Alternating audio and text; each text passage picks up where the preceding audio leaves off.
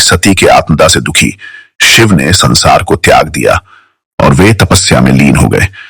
दूसरी ओर देवी सती का पुनर्जन्म पर्वतराज हिमवान और रानी मैना की पुत्री के रूप में हुआ और वे पार्वती कहलाईं। बचपन से ही उनके हृदय में भगवान शिव के प्रति गहरा अनुराग था। जब वे बड़ी हुईं तो उन्होंने अपने माता पिता के समक्ष यह इच्छा व्यक्त की कि वह केवल भगवान शिव को ही अपने पति के रूप में स्वीकार करेंगी। उनके माता पिता ने उन्हें बहुत समझाया कि शिव एक वैरागी हैं, शमशान में रहते हैं और उनका रूप भी अन्य देवताओं जैसा सुंदर नहीं है। लेकिन पार्वती अपने संकल्प पर अडिग रहीं। दूसरी ओर देवता तड़कासुर नामक असुर के अत्याचारों से परेशान थे और उन्हें यह झांक था कि तारकासुर का वध केवल शिव और पार्वती के पुत्र द्वारा ही संभव है। इसलिए सभी देवता चाहते थे कि शिव की तपस्या भंग हो और वे पार्वती से विवाह करें। इसी उद्देश्य से उन्होंने कामदेव को शिव की तपस्या भंग करने के लिए भेजा। जब पार्वती अपनी सखियों के साथ शिव की सेवा में लीन थी, तब कामदेव ने अवसर देखकर प्रेम का बाण शिव पर चलाया। इससे शिव की समाधि भंग हो गई।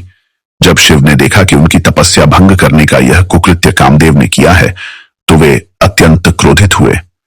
उन्होंने अपना तीसरा नेत्र खोला और उस नेत्र की ज्वाला से कामदेव भस्म हो गए। इस घटना से पार्वती बहुत दुखी हुई। शिव ने उन्हें यह कहकर दुत्कार दिया कि वह उनके योग्य नहीं है। इस अपमान और विफलता ने पार्वती के मन में यह दृढ़ निश्चय कर दिया कि वह अब केवल घोर तपस्या से ही शिव को प्राप्त करेंगी। अपने संकल्प को सिद्ध करने के लिए पार्वती ने राजसी वस्त्रों और आभूषणों का त्याग कर दिया। उन्होंने वलकल, पेड़ों की छाल के वस्त्र पहने और मृगचर्म, हिरण की खाल धारण किया। नारद जी की प्रेरणा से उन्होंने भगवान शिव के पंचाक्षर मंत्र शिवाय नमः की दीक्षा ली और हिमालय के एक घोर तपोवन में तपस्या के लिए चली गई। उनकी माता मैना ने जब उन्हें उमा कहकर मना किया, तभी से पार्वती का एक नाम उमा भी पड़ गया। उन्होंने कई हजार वर्षों तक तपस्या की। शुरुआत में उन्होंने कुछ हजार वर्षों तक केवल कंदमूल और फल खाकर जीवन व्यतीत किया। जब उन्होंने पत्तियां खाना भी छोड़ दिया और निराहार रहकर तपस्या जारी रखी, तब उनका नाम अपर्णा पड़ा। गर्मी के मौसम में उन्होंने चारों ओर अग्नि जलाकर वर्षा ऋतु में खुले आकाश के नीचे भीगते हुए और शीतकाल में बर्फ के बीच में उसके बीच में बैठकर तप किया।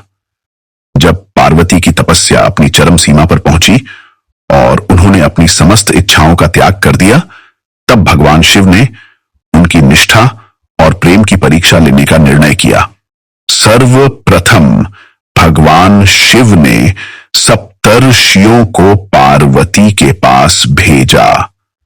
सप्तर्षियों ने पार्वती की कठोर तपस्या की प्रशंसा की, लेकिन फिर वे उन्हें शिव के दोष कहलाने लगे। उन्होंने कहा कि हे देवी, तुम इतनी सुंदर और राजघराने की हो, जबकि शिव का रूप अमंगल है। शिव एक वैरागी हैं, उनके पास रहने को महल नहीं है, वह शमशानवासी हैं। उनके अंग पर भस्म लगी रहती है और वह सांपों की माला पहनते हैं। उन्होंने कामदेव को भस्म कर दिया। वह अत्यंत क्रोधी और अघोरी है। तुम किसी अन्य देवता से विवाह करो जो तुम्हारे योग्य हो। सप्तर्षियों की इन बातों को सुनकर भी पार्वती विचलित नहीं हुई। उन्होंने अत्यंत विनम्रता और दृढ़ता से उत्तर दिया कि राशिवरों, आप मेरी परीक्षा ले रहे हैं या आप स्वयं शिव के वास्तविक स्वरूप को नहीं जानते? शिव का अमंगल रूप भी मंगलकारी है। वह त्रिगुणातीत है। मेरे लिए वह केवल पति नहीं बल्कि मेरा आदर्श है। यदि मैं इस तपस्या से कोई पुण्य प्राप्त कर पाई हूं तो वह पुण्य भी मुझे शिव के चरण कमलों में ही ले जाए। पार्वती की यह अटल निष्ठा देखकर सप्तर्षि बहुत प्रसन्न हुए और उन्होंने उन्हें सफलता का आशीर्वाद दिया। एक दिन शिव स्वयं एक वृद्ध तेजस्वी ब्रह्मचारी का रूप धारण करके पार्वती के तपोवन में आए। पार्वती ने उनका आदर सत्कार किया। ब्रह्मचारी ने पार्वती से उनकी तपस्या का कारण पूछा। पार्वती ने संकोचवश अपनी सखी से कारण बताने को कहा, जिसने बताया कि पार्वती शिव को पति के रूप में पाना चाहती है। यह सुनकर ब्रह्मचारी ने खुलकर शिव की निंदा शुरू कर दी। उन्होंने कहा, तुम मूर्ख हो। तुम सोने को छोड़कर लोहे से विवाह करना चाहती हो। उस जटाधारी निर्धन भूतनाथ में ऐसा क्या है? उसके साथी भी भूत प्रेत है। उनके साथ रहने पर तुम्हारा जीवन कष्टमय हो जाएगा। मेरी मानो तो इस व्यर्थ के हट को छोड़कर घर लौट जाओ।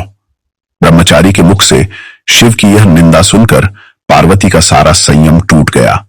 वह क्रोध से लाल हो गई। उन्होंने दृढ़ स्वर में कहा, मैं अब इस स्थान पर एक क्षण भी नहीं रुक सकती। पार्वती के इस अडिग प्रेम, निष्ठा और अपमान के प्रति इस तीव्र प्रतिक्रिया को देखकर शिव अत्यंत प्रसन्न हुए। उन्हें विश्वास हो गया कि पार्वती का प्रेम निस्वार्थ, शुद्ध और पूर्ण है। उसी क्षण ब्रह्मचारी का वेश छोड़कर शिव अपने वास्तविक भव्य रूप में प्रकट हुए। इस कठोर तपस्या के बाद देवी पार्वती को ब्रह्मचारिणी कहा जाने लगा। देवी ब्रह्मचारिणी मां दुर्गा का दूसरा स्वरूप है और नवरात्रि के दूसरे दिन इनकी पूजा की जाती है। ब्रह्मचारिणी शब्द का अर्थ है तप का आचरण करने वाली। भगवान शिव से विवाह के बाद उन्होंने अपने मस्तक पर अर्धचंद्र धारण किया। उनके इसी स्वरूप को चंद्रघंटा कहा गया। इन्हें नवरात्रि के तीसरे दिन पूजा जाता है।